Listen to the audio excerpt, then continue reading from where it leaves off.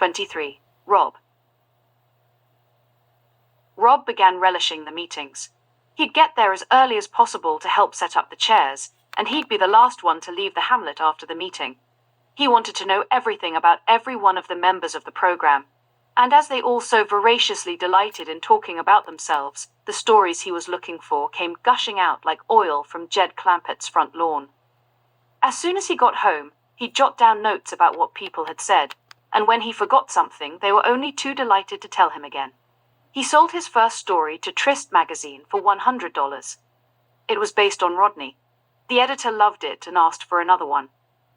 Rob sent a story about Jay, a guy who had just moved to LA from Kansas, who had this insane compulsion to make obscene phone calls to the women he worked with, while he was at work no less. Trist loved that one too. One morning they called and asked to see another story. Rob had been up all night talking to Clark. They had stayed at the hamlet until it finally closed at 2 a.m. Then Clark gave Rob a ride home, and they sat in his car for another hour. Clark had just come back from New York City. Most of what he said was still pretty fresh in Rob's mind. That marathon conversation became story number 3. When he met with Gil, which he now tried to avoid doing, he acted as if he was still interested in writing, but still hadn't discovered what it was he should be writing about. But he kept showing up at meetings and he kept digging for stories. His reputation with Trist was growing, and other magazines began to take notice. He went to Playpen, the top of the food chain, and told them he could get an interview with Snow White. Playpen was interested in seeing what he could come up with. He hung up the phone without any idea how he'd pull it off. It had been more than a year since the last time he'd knocked on Diana's door. He didn't know if she still lived in the pad on Fountain. When he saw the pink Camaro with the license plate, Sinner, he ran upstairs and knocked on her door. Diana looked like hell. The natural color of her hair, gray, was emerging beneath many layers of multicolored dye. There were brown rings underneath her eyes and a strange paste to her skin. All the shape of her was gone. Completely emaciated, she stood in the doorway, the poster of her from her heyday towering over her from upon the wall. "Remember me? Rob from New York." "Oh yeah. Hi, Rob," she said. "Can I come in?" "Okay." Then she turned around, left the door open behind her, walked back into her bedroom, and closed the door behind her. Rob just stood there in the living room. He didn't know if she was coming back out. He looked all around the room. Diana was everywhere, on promo posters from her movies, and on the covers of countless adult magazines too. The entertainment center was adorned with pictures of her and Taya in happier times. Cheek to cheek, drinks in hand, their lips puckered, shooting a smooch the camera's way. On Taya's Harley in front of the Whiskey A Go-Go. This time flipping the camera the bird. An unguarded moment. In bed under the covers, 2 sleeping beauties at peace in each other's arms. Rob saw syringes on the kitchen table and the residue of dope on a mirror beside it. Diana came back out. She was looking for her cigarettes. She found them and pushed aside a heap of magazines and newspapers that had accumulated off the couch and then sat down. She lit a smoke, sucked it hard and exhaled. Smoke drifted like a ghost across the silent room. A bottle of vodka and a shot glass stood on the coffee table. Rob sat down beside it, searching for something to say. It was as if Diana wasn't even there. She just stared emptily into space, her arms folded across her chest. Rob said, "Seen Taya lately?" "No, you." "No." Diana continued staring emptily ahead. Rob figured he might as well spill the beans. "I want to write an article about you for Playpen." "Playpen? I was in Playpen." "Yeah, I know. They want me to write an article about you. About how you got into the industry, how you feel about it. You know, just a general story about you." "I'm not in the industry anymore." "That's fine, but you still have fans and they want to know how you're doing." "I still have fans." "Sure you have fans. You're still very popular." If she could have smiled, she would have. "So you want to do a story about me?" "Yeah." "Okay." Rob masked his sense of relief. He broke out his tape recorder and the interview was underway. Diana's mind was like some bombed-out maze of ravaged, war-torn streets. Rob began sifting through the layers of debris to get to anything that might still be alive underneath it. They spent hours together, Diana staying in a state just shy of catatonic for most of the interview. At times she became more coherent, like when Tarja came up. Talking about Tarja seemed to bring her back to life. She told Rob things about Tarja he wasn't sure he wanted to know. But for the most part, gaining basic information about Diana was a great task. Despite the laborious nature of the interview, Rob had an entire cassette's worth of conversation when he left.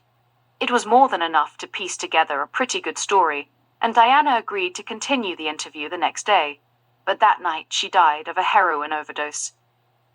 Diana's tragic death put the story on the fast track. Playpen paid Rob $5,000 for the article. Other magazines took notice. Rob Lucas was becoming a name in the industry. The article, which he titled simply Diana, had opened doors that were closed to all but a very select few, all in a mere few days. But the tides of fortunes were only just starting to churn. Fate was about to take a very sharp turn, one that would change Rob's life forever. It all came so innocuously. "Rob," said Trist editor-in-chief Lenny Blum, "a friend of mine wants to meet you. He's interested in your work. Give him a call. His name's Arnie Fain." Next thing you know, Rob's at Elitist Pig Management, one of Hollywood's elite talent agencies, sitting there in some Beverly Hills high-rise, Wilshire and Camden to be exact. The penthouse level to be even more exact, on a leather couch, waiting to meet Lenny's pal Arnie, one of Hollywood's leading agents. Rob sat there pretending to be staring out the window. But in reality, he was stealing glimpses of the 20-something piece of eye candy behind the reception desk at every opportunity. The girl was smoking hot, and her treatment was A-list all the way. "May I get you some coffee, Mr. Lucas?" "No, thank you." "Perhaps some Perrier, Mr. Lucas?" The vibe from girls was changing. This girl was no exception. Rob couldn't quite put his finger on it. Success was all so new to him. He searched for something to say, with the usual goal in mind. Get number, get date, get laid. Work here long? Was the best he could come up with. "No, Mr. Lucas," she answered, like a lamb just waiting to be slaughtered. "I just started. I'm new to LA. I just moved here." Just then, Arnie emerged, apologized for making Rob wait, welcomed him into his posh corner office, one that offered an awe-inspiring view of the snow-capped San Gabriel Mountains so many miles away. "I'm a big fan of your work, Rob." "Thank you.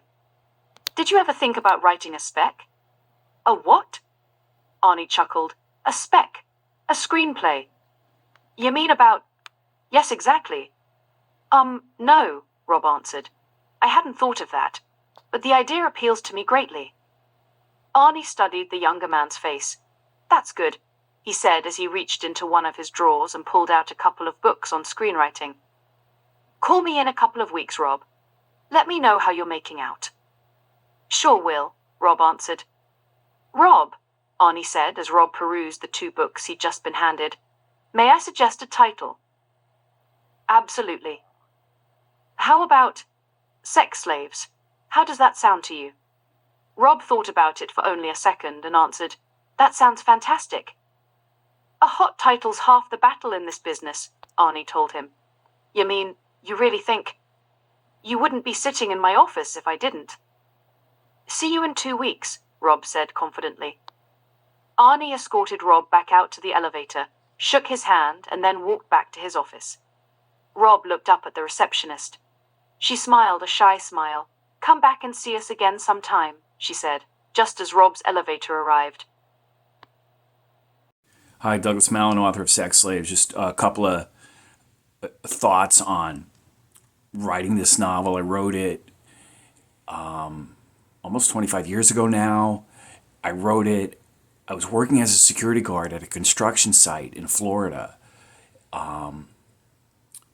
And they were building a movie theater, and there were jackhammers going off all around me. And I was just sitting on this plastic bucket. The laptop was on a plastic bucket, and I was just totally dialed in. And so yeah,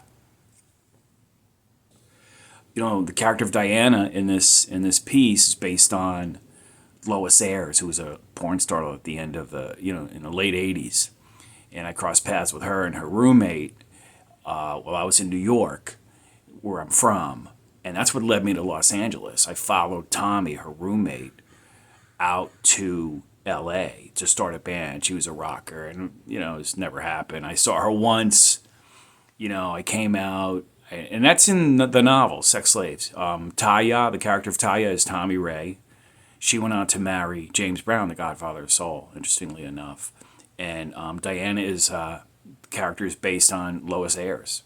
And simple twist of fate, trapped in that life of porn addiction, going into show world, which in the novel Sex Slaves, Rob, based on me, he calls show world the Taj Mahal of porn palaces. And it was there that I met Lois Ayres and Tommy Ray. And I was just a very miserable time in my life, lonely, and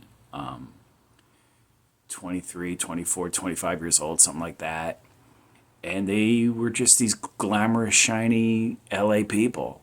And I wanted to get out of New York. And I followed, back then there was no internet, no cell phones. It was like you got an address, you could mail a letter. And I told Tommy, hey, I'm coming out. And she's like, yeah, you come out. When she was here, she was like, yeah, come out, stay with me, we'll start a band, blah, blah, blah. But then I sent her this letter like, hey, I'm coming out. And just like in the novel, Rob knocks on Diana's door, and Rob's looking for Taya, and she doesn't live here. She's at the Rainbow. Go to the Rainbow. She's at the Rainbow every night. The Rainbow on the Sunset Strip, the Rock and Roll Palace. And my first night in L.A., my very first night in L.A., I met Slash from Guns N' Roses, and Axl showed up too. And that's all in Sex Slaves. So anyway, that's just a kind of little brief background on Sex Slaves. I'll put the link in if you want to order. It's pretty cheap. You can get it on audio or Kindle or paperback. And I hope you enjoy it. Thanks so much. From Los Angeles, adios.